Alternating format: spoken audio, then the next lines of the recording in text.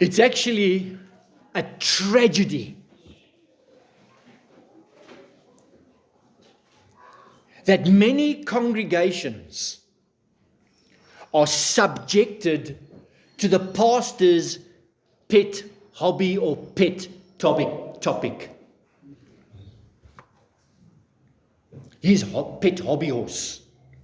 Same old topic, week after week.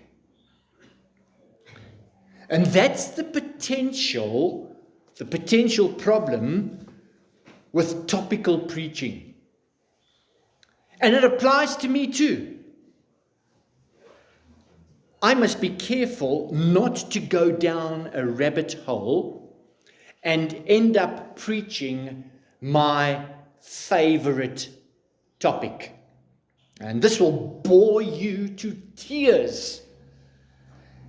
And it will not challenge you to become Christ-like.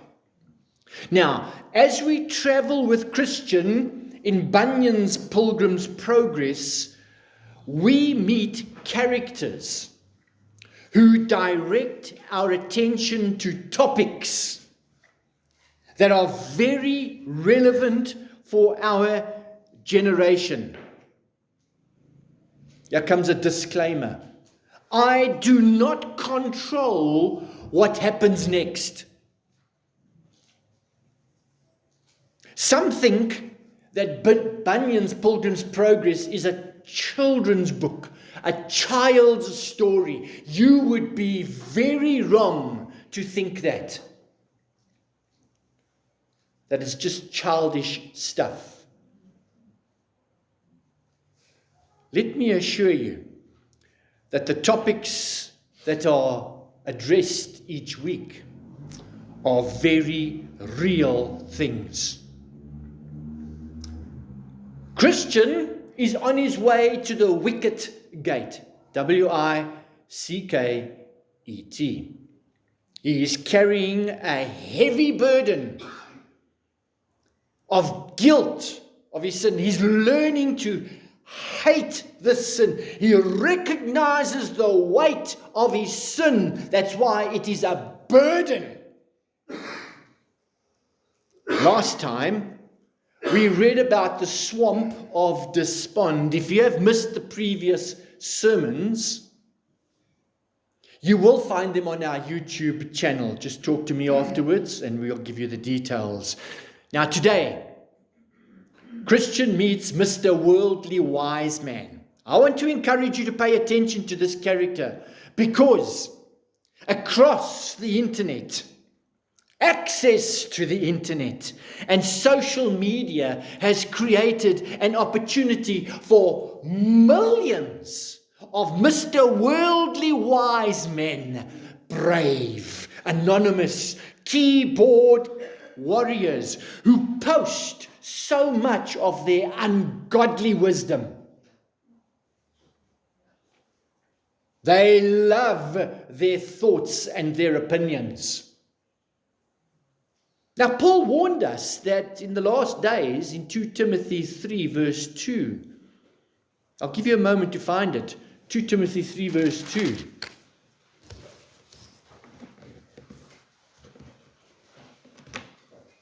I want to use the Amplified version as I read that.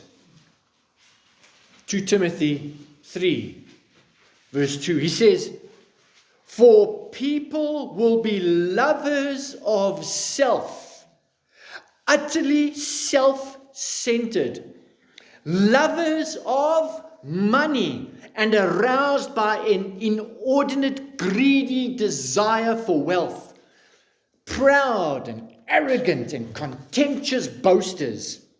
They will be abusive, blasphemous, scoffing, disobedient to parents, ungrateful, unholy, and profane. They will be without natural human affection, callous and inhumane, relentless. They will be slanderers, false accusers, troublemakers, intemperate and loose in morals and conduct, uncontrolled and fierce haters of good. Does it sound like the Moed?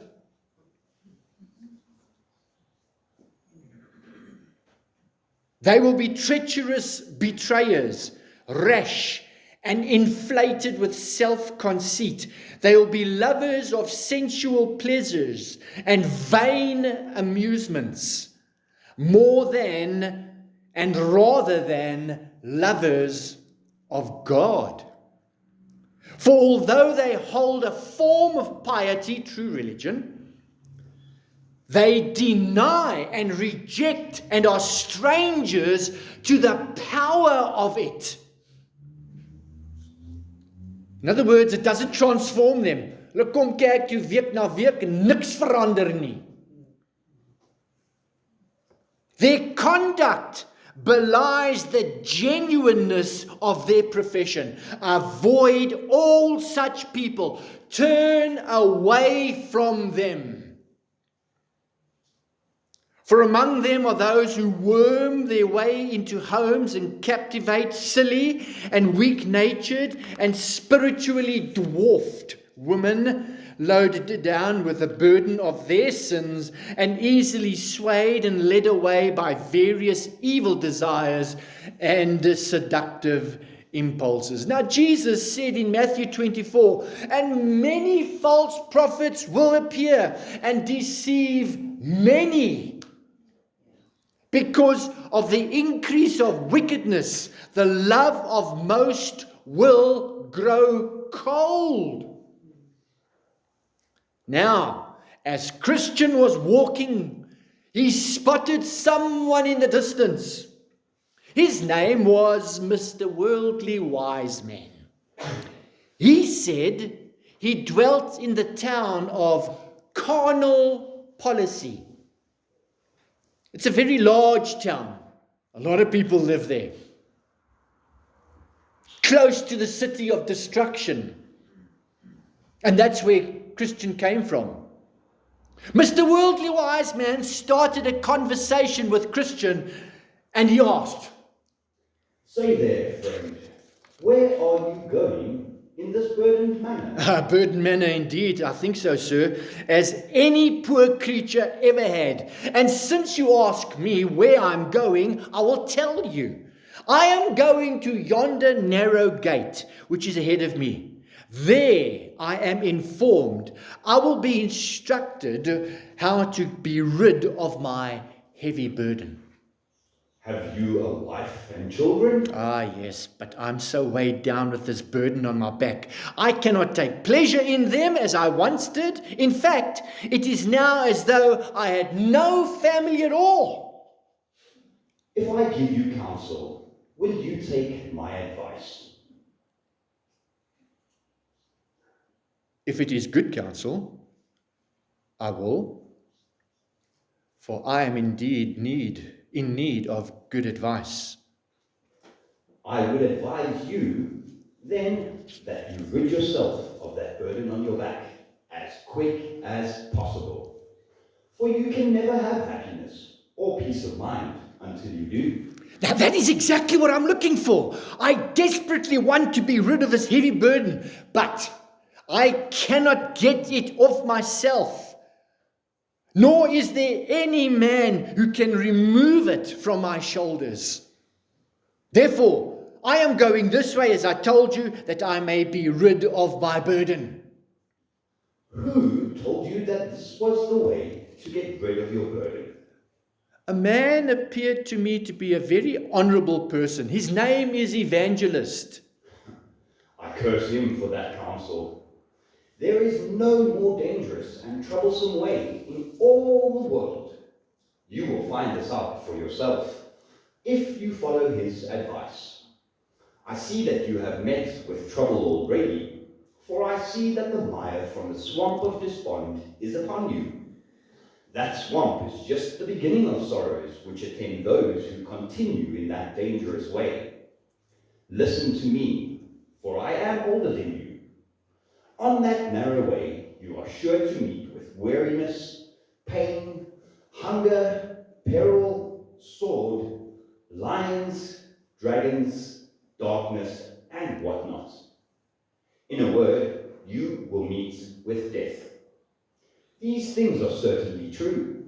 They have been confirmed by many testimonies. And why should you so carelessly cast yourself away? Your life, your potential, your joy by giving heed to a stranger.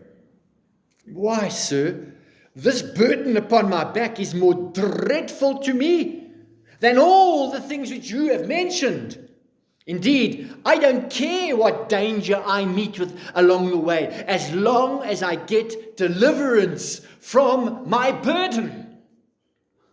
How did you get your burden in the first place? By reading this book in my hand. Ah, I thought so. And it has happened to you just like so many other weak men who, meddling with things too high for them, do suddenly fall into the same bewilderment that you now suffer. In this perplexing state, they undertake dangerous ventures to obtain they do not know. I know what I want to obtain. Ease from my burden. But why do you seek for ease in this perilous way, seeing that so many dangers attend it? Especially since, had you but sense to listen to me, I could direct you on how to obtain what you desire without all these dangers. Yes, and with my remedy, you shall gain much safety, friendship, and happiness. Hey, please, sir, reveal this secret to me. Why, in that village named Morality, there dwells a gentleman whose name is Legality. He is a very sensible man, having a good reputation, who can help remove such burdens like yours. Yes, to my knowledge, he has done a great deal of good in this way. And besides, he has the skill to cure those who are somewhat crazed in their minds because of their burdens. Go to him and be helped in a very short while. His handsome young son, whose name is Civility, can help you. There you may be eased of your heavy burden. And if you do not want to return to the city of destruction, and I encourage you not to return, you may send for your wife and children to join you in the town of Morality. There are many vacant houses. It's inexpensive to live there, and all the neighbors are honest and fashionable. This will make your life more happy. Sir, what is the way to this honest man's house? Do you see that hill? Yes, very well. Well, you must go up that hill. And the first house you come to is his. So Christian turned out of the narrow way to go to Mr. Legality's house for help. But his burden now seemed even heavier to him than ever, than when he was in that narrow way. He was so frightened that he trembled with fear. He now began to be very sorry that he had taken Mr. Worldly Wise Man's counsel. Just then, he saw Evangelist coming to him. Praise the Lord for Mr. Evangelist. Christian began to blush with shame. So Evangelist drew near. Where are you going? And what are you doing here, Christian? Are you not the man that I found weeping outside the city of destruction? Yes, kind sir, I am that man. Did I not direct you to the way which leads to the yonder narrow gate? Yes, dear sir. Why is it then you have so quickly turned aside? For you have now gone out of the narrow way. Soon after I got out of the swamp of despond, I met a gentleman who persuaded me to go to the village of Morality. I would find a man who could help me get rid of this burden. What did this man look like? He looked like a gentleman and talked much to me until he persuaded me to leave the narrow way. What else did that gentleman say to you? He asked me where I was going, and I told him. And what else did he say? He asked if I had a family, and I told him yes. I was so weighed down with the burden on my back that I could take no pleasure as I did with them formerly. And what else did he say? He encouraged me to get rid of my burden as fast as I could. And I told him that this was the very thing I sought, and that I was going to yonder gate to receive further direction, how I may get to that place and get deliverance. And he said that he would show me a better way, much shorter, without difficulties, as the narrow way which I was going. He said that his way would bring me to a gentleman's house who had the skill to take off my heavy burden.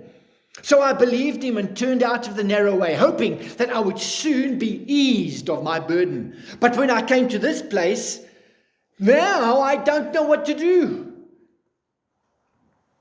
Then stand still, that I may show you the words of God. See that you do not refuse to listen to the one who speaks from heaven. The just shall live by faith. But if any man draws back, I will not be pleased with him. Christian, you are the man who is running into this misery. You have begun to reject the counsel of the Most High God and to draw back from his way of peace, even to the hazard of your soul's destruction. Woe is me, for I am undone. All kinds of sin and blasphemies shall be forgiven. Stop doubting and believe. Give more earnest attention to the things I tell you. I will now show you who deluded you, and to whom he sent you. The man you met is one named Mr. Worldly Wise Man.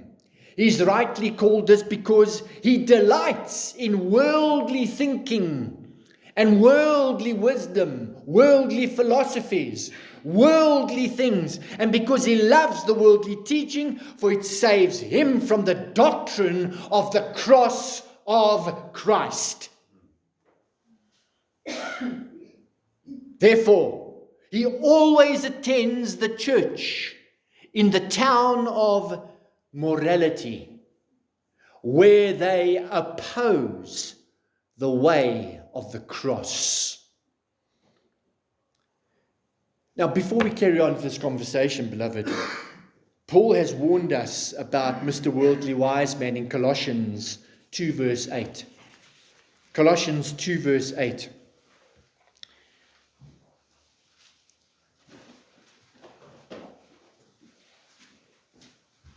In Colossians 2 verse 8 he writes, beware, lest anyone cheat you through philosophy and empty deceit, according to the tradition of men, according to the basic principles of the world, and not according to Christ. I'm sure you recognize many unbiblical philosophies doing their rounds today. Are you listening to Mr. Worldly Wise Man? Let's identify that enemy of our soul. We must unmask their vicious, vile treachery to the cross of Christ. They teach you that you have one life now, so enjoy it.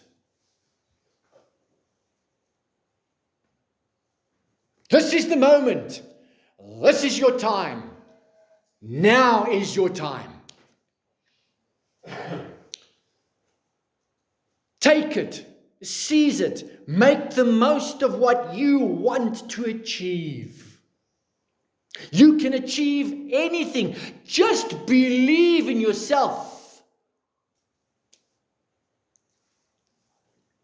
You have all the potential you need to be the best version you can be. Is that biblically true? Goodness, it is terrible theology. It is grotesque. We don't want to become the best version of me, for me to live is Christ, to die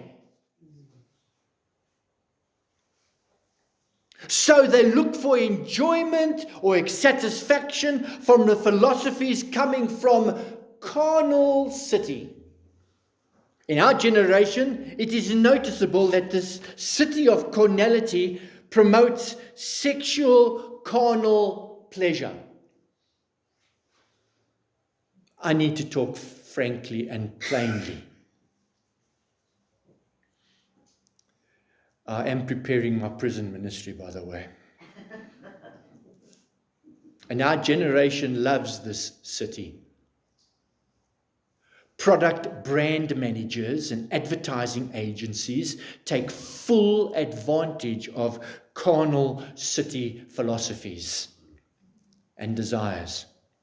It is alarming how many Christians support the woke agenda. If you support the woke agenda on your social media profile, take it down.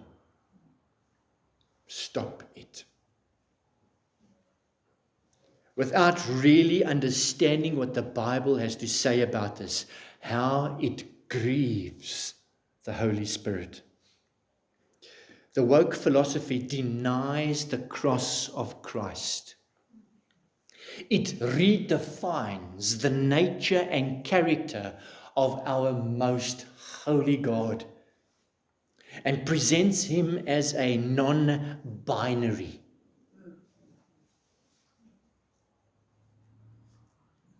They have changed his pronouns to align with his philosophy. In fact, the Bible has been written with gender-neutral pronouns. What's wrong with that? Well, everything. Briefly, God is no longer our Father. He or she is our parent. This is slanderous and demeaning. Consequently, Christ is not God's son.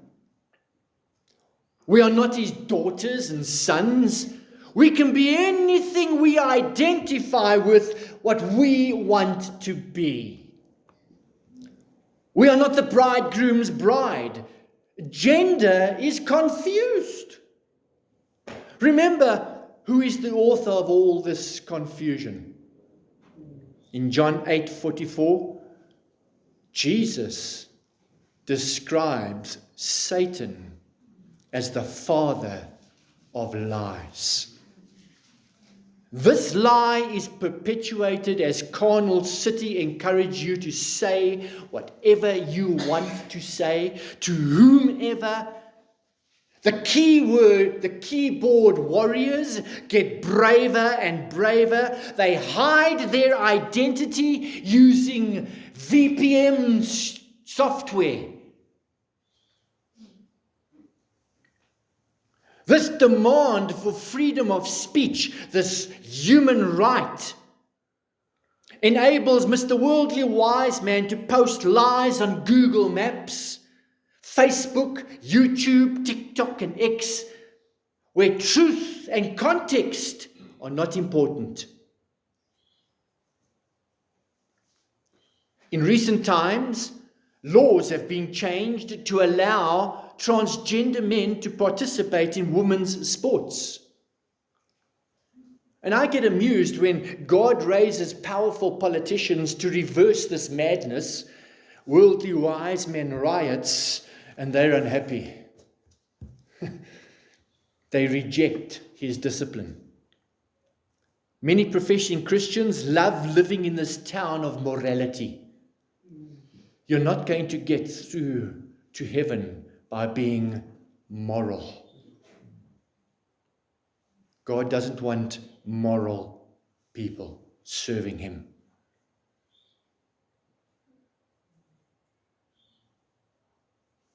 Because the citizens living there have no problem with your lifestyle and choices. They quite honestly don't care.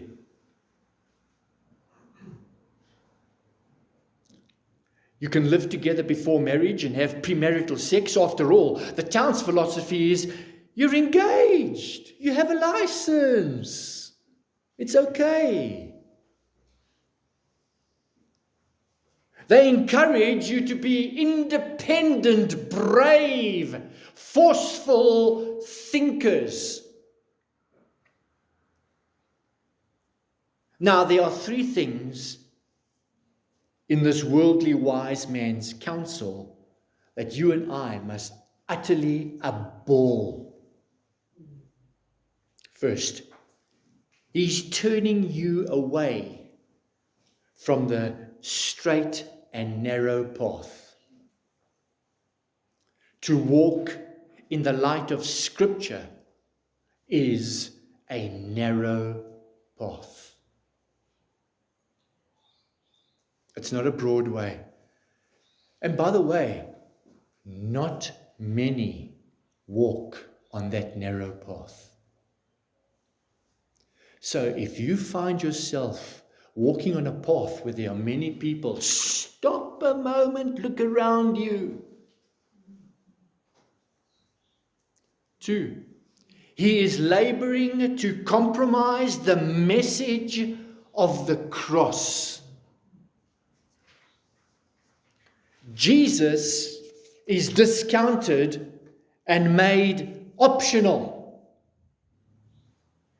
He's equal to other gods and other people that are promoted in other religions. Oh no, Christ is the Most High God. He and the Father are one. Thirdly, he is encouraging you to accept Morality Town's propaganda.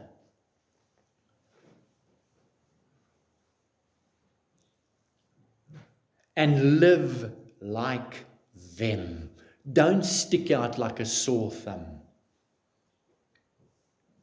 So what must I do? What is the answer to this dilemma, to this question then? How ought I to live? What is the answer? If you truly recognize the holiness of God and the awful wickedness of your sin, you will treasure His forgiveness before the treasures of Egypt and even of that town morality.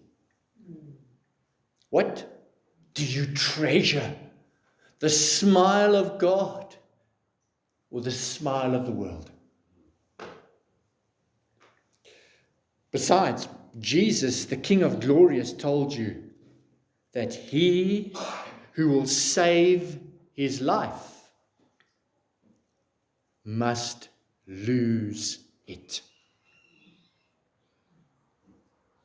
So we're not going to become the best version I can become. I don't believe in myself. I don't trust my heart. And Jesus said, if anyone comes to me and does not hate his father and mother, strong words. Hate means prefer Christ above all. I will not listen to your counsel trying to give me instruction how to get rid of the burden of my heart. I hate that philosophy. I reject it. It is Christ and His Word alone.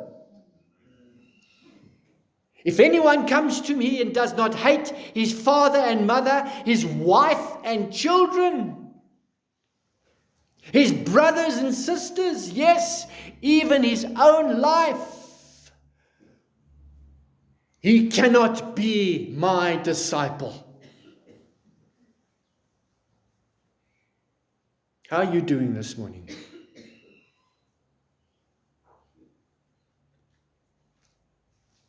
Notice the evangelist speaks very plainly. He's not being unloving and harsh. If any man labors to persuade you away from the Lord's counsel, you must completely abhor his false philosophy. You must hate his attempt to turn your feet into the way that leads to death. This is the unapologetic ministry of this pulpit. Just as Paul instructed young Timothy in 2 Timothy 4. 2 Timothy 4 verse 1.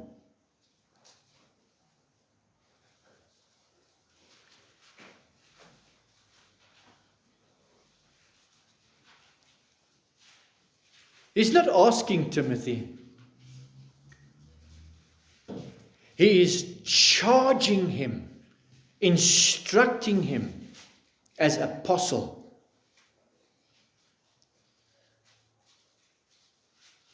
He says, I charge you in the presence of God and of Christ Jesus, who is to judge the living and the dead, and in the light of his coming and his kingdom.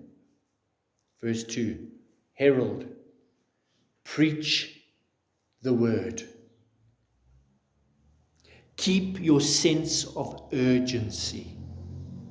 Stand by and be at hand and ready, whether the opportunity seems to be favorable or unfavorable, whether it is convenient or inconvenient, whether it is welcome or unwelcome. You, as preacher of the word, are to show people,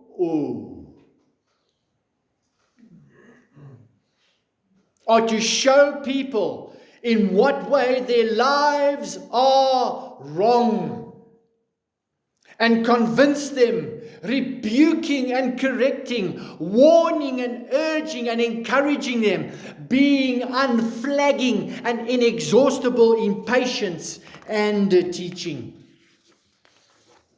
For the time is coming when people will not tolerate, they will not endure sound and wholesome instruction, but having itching ears for something pleasing and gratifying, they will gather to themselves one teacher after another, to considerable number, chosen to satisfy their own liking and to foster the errors they have chosen to hold.